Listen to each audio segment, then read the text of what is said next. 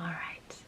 Hello everybody, this is Mihaela and welcome to my channel where I talk about motherhood and entrepreneurship, and I also have a weekend series where I show you our garden transformation. Now last week I made a very popular video. I say popular because it had over 100 views, which is great for a channel of my size. In that video I talked about ways in which my partner has supported me in my role as a mother during pregnancy and at birth, all the way from the first months through to today. I really enjoyed the conversations that I had afterwards with those who watched it around the different ways in which mothers are being supported by their partners, and also just learning about different ways in which parents act as a team, and I think it's just great to see examples of that. Now this week I promised I would flip the perspective and actually share with you what a father thinks and the ways in which he has been supported to better transition into his role as a dad. So a few nights ago over dinner I asked my husband to share his thoughts, and this is what he had to say. Cheers. Cheers. So remember how last week I created this wildly popular YouTube video? Yeah, it was amazing. It went viral. No, but honestly, it had over 100 views. It's pretty good for a channel of my size. But anyway, I was 99 of those were mine. Go on. Thanks. #1 subscriber right here. All those laptops coming in. Right, so it was about how I got support from you. So I was thinking we could have your perspective. Now it makes sense that this camera's sitting here in front of my face. Yes. Did you notice the camera? It was pretty hard not to notice this camera. It's all for artistic effect, you'll see. So what's your perspective? Like, what did I do to help you? Okay, I guess one thing is that it was very useful when you were explicit about your pains and needs and not expecting me to be a mind reader and to sort of know and to predict what it is that you needed. So just when you were very clear, it would help me in making sure that you got what you wanted. Yeah, I'm good with that. Yes. Is there anything else? Yeah, I guess related to that is just a recognition that I wanted to help, and it can be frustrating when there's nothing you can do to help. Like, you're in pain, I can say nice things to you, I can rub your back, I can rub your feet. So know that we're trying. We're a bit frustrated that we can't do anything, and just let us know that those little things are helping. You know, rubbing your feet, rubbing your back, farting under the covers. The simple joys. No, the simple joys of marriage indeed. Yeah. Anything else? I guess the other thing is this, it's really important just to check in with the dad. You know, it often becomes about the mom or the baby, and the dads get kind of lost in it, but we also have our own anxieties. Are we going to be good dads? How are we going to do this? You know, in my case, I just felt terribly unprepared. Like, no one tells you how to do any of this stuff. So it was nice when you did just check in and say, how are you doing? How are you feeling? How are your emotions? Just getting that off your chest is very helpful. Like, I'm scared shitless. I'm excited at the same time. What is happening? How do we turn it off? Well, thanks a lot for sharing. You're welcome. Should we go to bed? Yeah.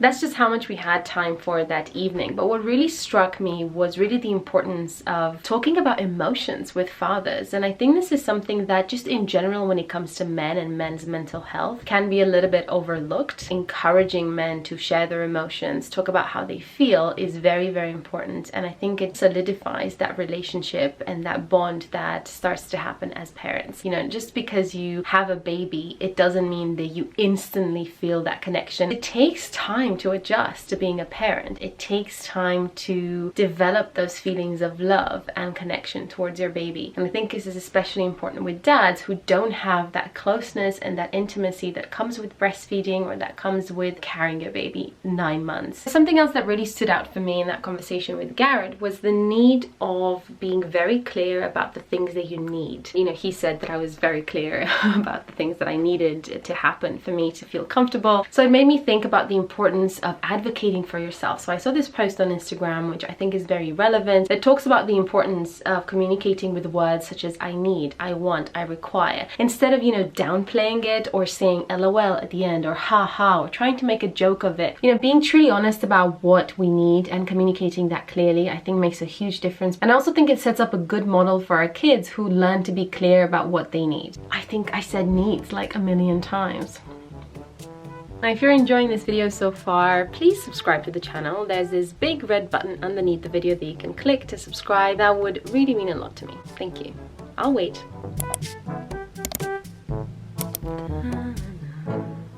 So is there anything else you thought about? Yeah, one thing that really helped a lot is that you didn't hog the baby. So you let me have my own time and experience with her, find my own rhythm as a parent. For example, I like that you supported the idea of me feeding her, letting me have a go at that every night, for that to be my time with her. That made me feel more confident, obviously. The other thing I think is, and we talk about this a lot, is to be sensitive about the way you deliver advice. I think it's good to remember that there are more than one way of doing something. I'm also fumbling around with the diaper because I want to improve and put it on in the beginning. So it's nice for you to either give me the time to do that, not sort of lecture me about how to do it, not to have a snappy tone. I think one negative result of not delivering advice in a nice way is that one of the parents will stop wanting to do those activities. Yeah. You know, letting me have my own way at it, giving it a shot, that makes me want to do it more, gives me more confidence. I guess the key message is deliver advice, but deliver it in a nice, constructive way. Let us get it wrong, or let us have a crack at it before just jumping in and saving the day. I think that's important. Yeah, you agree? Guilty as charged. I agree, and I recognize that sometimes I can micromanage a situation, I can control the way it's being done, but I also think I've become better at this since I've become a mom, and I've accepted more help, and I appreciate that done is better than perfect. What I do want to avoid is a situation in which I never let my partner do anything, then I complain that he doesn't help, then if he does help, then I complain that it's not done right. So you see that vicious circle that can happen there. Ultimately, I think it's really important to let go of that desire to control things and to be a perfectionist. You know, acknowledge that just because it's not done the way I would choose to do it, it doesn't mean it's wrong, and that there's obviously more than one way of doing things, right?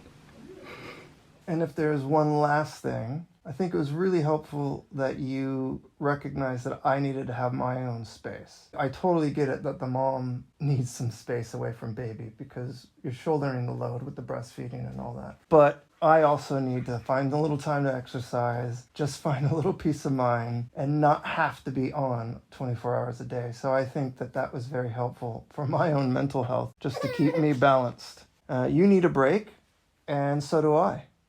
From you. Ha ha ha. Ha ha.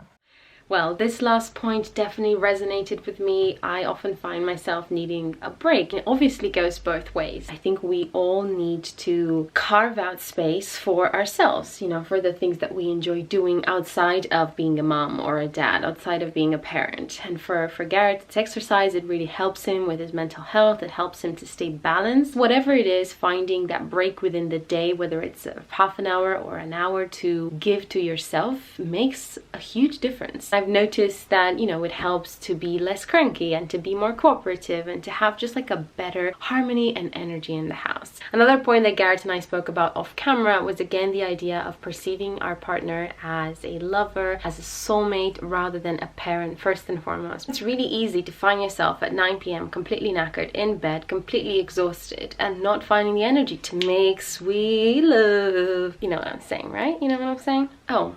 And there's my laundry in the back. It's actually not my laundry. This is Harper's laundry, by the way. You're familiar with the site because you've seen my reusable nappy video. Let me know in the comments if you think an update on that would be good, because there are some things that have changed. But anyway, that's beside the point. So that's it for this video. Let me know what other ways have you found as a mother to support your partner in transitioning to their role as a dad, or just being a better dad, helping them be comfortable in their role. I appreciate it comes with so many different expectations and different changes. I think it's important to learn from these ideas and to keep in mind that raising a child is teamwork. It was teamwork when we made the child. It's teamwork when we're raising the child. Keep that in mind. At least that's my mantra anyway. Thanks for watching, and I'll catch you in the comments.